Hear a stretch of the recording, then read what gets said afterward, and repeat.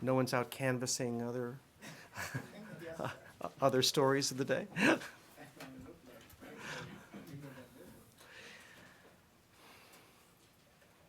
Good afternoon and welcome to the Department of State. A couple of things to touch on before taking your questions. The Secretary has finished her day in Malaysia. She had a conversation with Prime Minister Najib, who is, as you may know, hospitalized.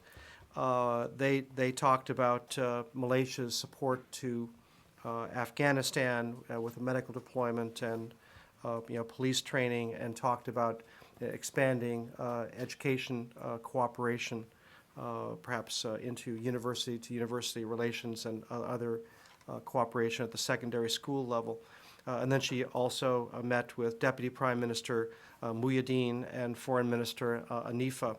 As you heard in their remarks, she certainly endorsed Prime Minister Najib's call during the United Nations General Assembly to promote religious moderation around the world. And with the Deputy Prime Minister, she participated in the signing of 3 agreements regarding collaboration on research and development of new technologies, partnership between Malaysia and Johns Hopkins University to build a new medical school, and the sale of 50 Pratt & Whitney engines to Malaysian Airlines, which will create jobs in both of our countries. And this evening, our time, tomorrow morning in the region, she will depart Malaysia for a stop in Papua New Guinea on her way to New Zealand. Turning to Kyrgyzstan, the United States congratulates the people and government of Kyrgyzstan on the official announcement of the results of the October 10 parliamentary elections. The voters of Kyrgyzstan demonstrated by their broad and orderly participation in this historic election that they are committed to selecting their government through peaceful, democratic means. We appreciate that the thorough review of the last few weeks sought to protect the democratic rights of all voters, and we look forward to working with the new parliament and with the government that shall be formed in the coming weeks. In Sudan, Special Envoy Scott Gration, he's either still on his way back to Khartoum from Juba or has actually arrived back in Khartoum. Today, he met with Sudanese First Vice President Salva Kiir and the SPLM negotiating team. We expect that he'll have follow-on meetings with Sudanese officials and international partners tomorrow in Khartoum. On Friday, he will travel to Addis Ababa for the AU-UN Consultative Forum that regards Darfur, and then the IGAD Summit. Regarding Darfur, the United States is deeply concerned by the reported arrest of several human rights activists and the closure of the Darfuri radio station's offices in Khartoum. Radio Dabanga is a very important source of information, real-time information in Darfur. Special Envoy Gration will express these concerns directly with senior Sudanese officials during his meetings tomorrow. Regarding Haiti, you saw that a short time ago we put out a travel alert as Haiti braces for the impact of Tropical Storm Tomas or Hurricane Tomas, depends on its strength. We expect that it will begin to have an effect on Haiti on Thursday. But we continue to monitor the storm's expected path. We now have 20 DART team members in Haiti. We're working with the Haitian government and others, to prepare the ground for the storm, mitigating potential damage through canal clearing and drainage channel preparation, and providing information to the Haitian people regarding, shelter and their necessity to seek, safer shelter in community centers, churches, and with relatives living in sound houses. And as you heard yesterday from Southcom, the United States has positioned the USS Iwo Jima, with helicopters and landing craft. It's hovering near Puerto Rico and has 1,600 personnel on board, including medical, engineering, aviation, logistics experts, but they will be standing by depending on what happens in the coming days. And finally, before taking your questions, we of course have a number of baseball fans here at the State Department. We congratulate the San Francisco Giants for winning the World Series. You know, my son Chris happens to be a San Francisco college student and has been caught up in the push for San Francisco's first championship since they moved there in 1955. But more germane to the State Department, we congratulate Edgar Renteria on hitting the decisive home run and earning the Most Valuable Player award. He is, of course, the son of Colombia, and in particular Barranquilla, where he was born, and we're sure that the Colombian people are proud of his accomplishment. Of course, he's a former member of the Boston Red Sox. But we certainly congratulate the Giants and Edgar Renteria for a magnificent series. PJ, any clarity today on whether Prime Minister Netanyahu will be meeting with Secretary when he's in the U.S. next week? Nothing more. I think you heard the Secretary in the Q&A, with the Malaysian Foreign Minister say that it's something that is still trying to assess our schedules. About Mitchell? He remains in New York. Nothing on. Prime Minister Netanyahu is going to be in New York for about 3 days. Presumably there'll be He's time going to to New find a Orleans meeting. first. Then he's going to go to Yeah. New York. What we're hearing is at least for a couple of days. Yeah, and we'll let you know as we get closer to. I mean, I am confident that we will have contact with Prime Minister Netanyahu, while he's here, whether the Secretary is back in time and their schedules can be aligned so they can meet. That's what we're trying to figure out. What about the Palestinian negotiator Saad Baraka is in town? Are there any plans to meet with him? Yes. Okay. Oh, you want to be more specific? We'll have more to say about that tomorrow. Just a clarification on Haiti. The 20 members of the DART team that are down there, were they specifically sent for hurricane preparation, or were they already in the country? Some of them, we sent 9 additional. I think there were some already on the ground. We have 20 as we stand here right now. Okay. Do you know when were the recent folks sent? Do you know? Do you have that? Yesterday. Yesterday. Okay. Thanks. Can I have new subject on India? On India. One, Preparations continue for the president's trip to India. that's right. One question into two. One, you just had here people-to-people conference at the State Department where you had various Indian American community and all that. Yes. One, if this is the new trend or new partnership between India and the United States as far as dealing with India people to people, and second, Secretary Clinton is the highest top diplomat and also top advisor on foreign policy to President Obama. What she's advising on, since she's not on the trip with him as far as U.S.-India relations and foreign policy is concerned? Well, I think Goyal, one of the things that has helped to propel our relationship with India over the past few years is in fact the very active diaspora that we have in this country, and we did take the opportunity to inform Indian Americans about our goals for the upcoming trip. That's the origins of the meeting late last week.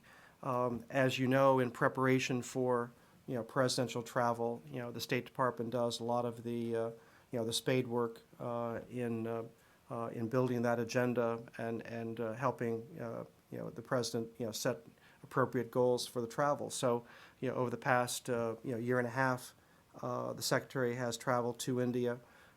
Undersecretary Bill Burns, Undersecretary Bob Hormats, Assistant Secretary Bob Blake, and I'm probably leaving somebody out. All and others across the government have made a number of trips to India to set the stage for what we hope to be and expect to be a very successful trip by the president. Do we see anything new coming out of this visit, since this is the first visit of the I'm president? sure there'll be something new, and I'm sure I'll defer to the White House to announce that as the president travels. Is there something, some agreements are going to be signed, like solar power?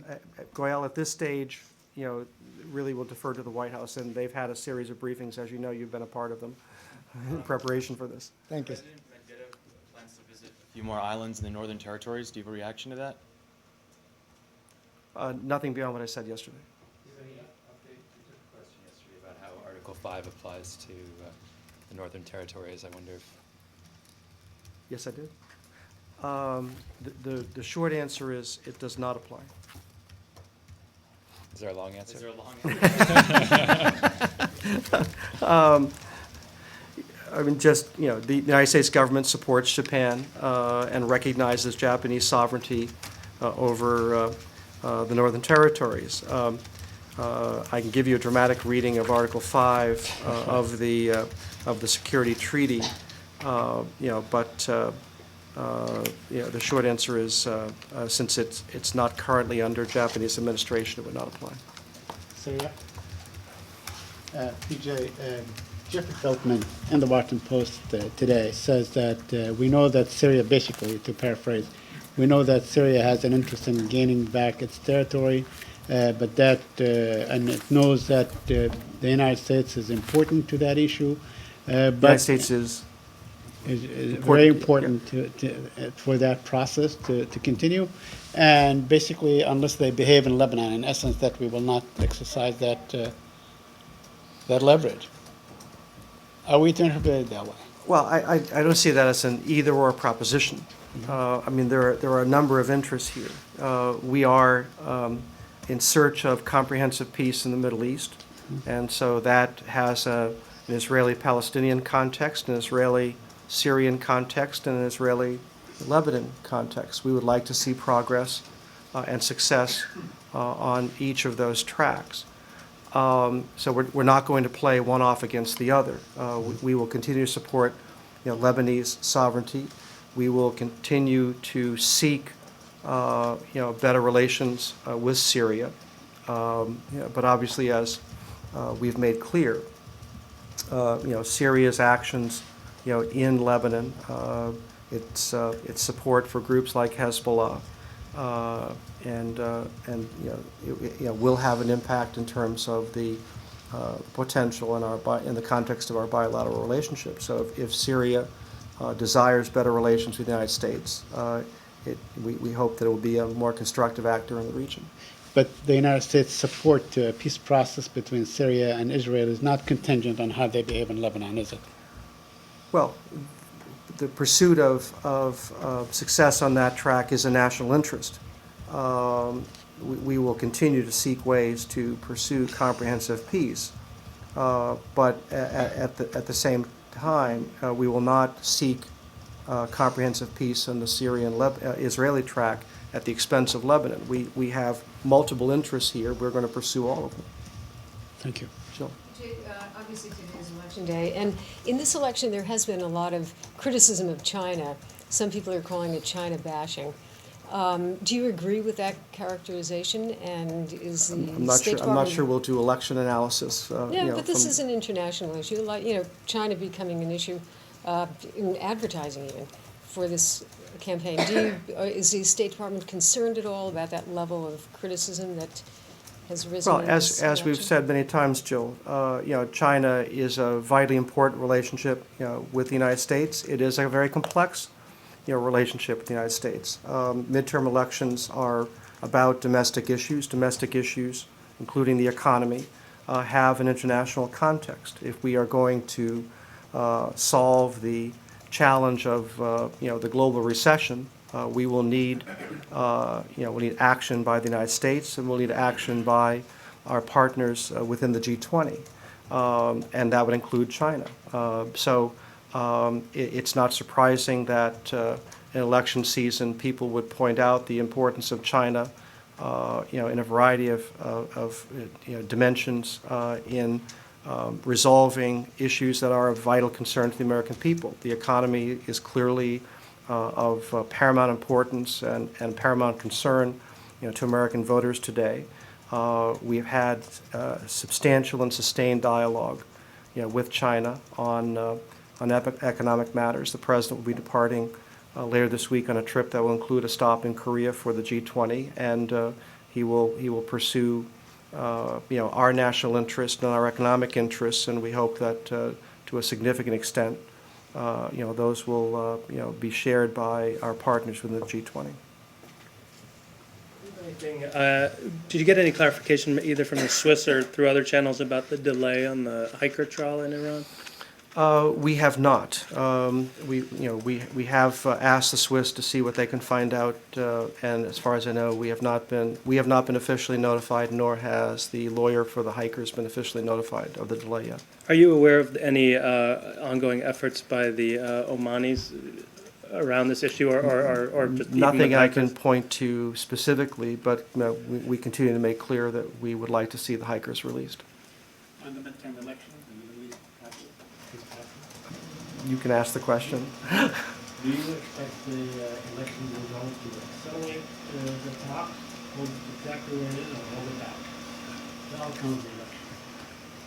The How do you talks in the Middle expect East, the outcome of the election to impact the I wouldn't necessarily, well, first of all, we don't know, Americans are voting right now, so we don't know what the results will be. Democratic and Republican administrations supported by Congress under Democratic or Republican leadership have all supported our pursuit for comprehensive Middle East peace. So this is a significant national interest, and I would not expect any election results to have an impact on that. As far as, Hold on. I'm sorry. Gotta be equitable here. Oh, so do you expect in certain area in the foreign policy can be affected by the result of the midterm elections? Which policy? Any kind of policy do you expect? Any kind of policy. I like those specific questions. Well, again, we don't know, what the results today will bring. Our foreign policy in the United States, is bipartisan most of the time. It is in pursuit of our national interests, which don't change administration by administration or election by election. Clearly, what happens today may change some of the key players.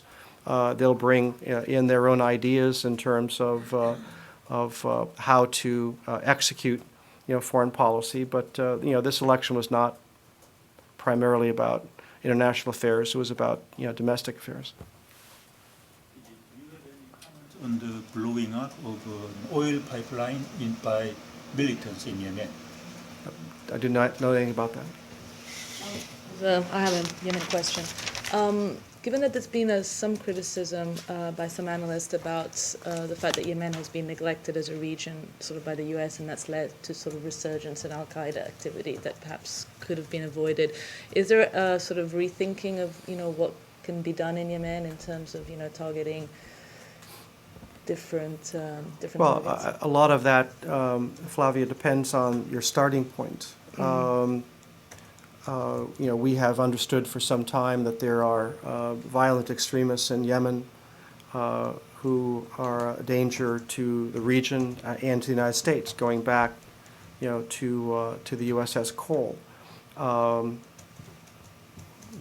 we have worked with, the United States has worked with Yemen for a number of years, to help build greater, counterterrorism cooperation. As we said yesterday, we think that that cooperation has deepened and Yemen's capabilities have improved. As we also stressed yesterday, Yemen is a government with a lot of challenges and limited capacities. Now, if you fast forward to the start of the Obama administration, for consecutive years, we have significantly ramped up our attention to Yemen and our support from a bilateral standpoint, security standpoint, and development standpoint to Yemen. So, speaking for the Obama administration, we have been focused significantly on Yemen. We were focused on Yemen before the Christmas Day bombing attempt. We've been focused on Yemen since then, and we're working intensely with the government, to combat, Al Qaeda in the Arabian Peninsula, and we've been informed and we completely are supportive of Yemen's announcement today of the indictment of Mr. al-Awlaki. Are you confident that Yemeni security forces can actually pursue al-Qaeda and contain it? Well, Yemen has taken decisive action against al-Qaeda, with our support. We have no, the Yemen, is focused on the threat posed by al-Qaeda, and we will continue to work with Yemen, continue to build up its capabilities, so that it can continue to take aggressive action that is in our interest and Yemen's interest. Another one on Yemen, please. You're talking about ramping up the development side in Yemen. Are there actually teams now on the ground? Are there physical civilian groups there yet, or is this just something that's being planned? I'm confident there are development experts there. I can't tell you. I'll try to get more information on that. Jill, it's a good question. I may just add two quick ones. One, as we're talking about terrorism, PJ, not many countries are escaped, but China, we have not seen any terrorism against China or in China. But my question is, because China is selling a lot of arms to the terrorists, is that something because they have a cozy relation with the terrorists? All right, Goyal. I mean, there have been some concerns about Chinese weapons that find themselves find their way into the hands of terrorists, and we are working with China on to address some of those issues. There are, as we've cited in recent days, still issues with export controls from China, but that's a much different issue than suggesting that China is backing certain terrorist groups. We have no evidence of that. In fact, we have cooperation with China, and we talk about counterterrorism with China on a regular basis. Quick one on Afghanistan. Just as far as those payments were concerned to President Karzai, I mean, it's strange that a foreign head is getting payments from another countries. This is just like Seymour Hersh accused the former Prime Minister of India, Morarji Desai, in the late 70s in his book that he was on the payroll of the CIA. My question is, if the payments from Iran and or from other countries have stopped going to President Karzai or not? Illegal way.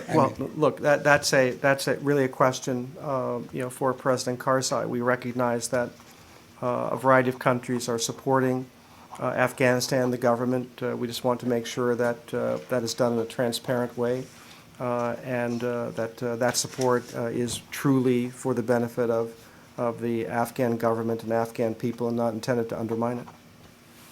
On Ambassador Pritchard's trip to North Korea, did the State Department send a message with Ambassador Pritchard? Did you talk to him at all about his trip? Did you give him a message to pass on to North Korea?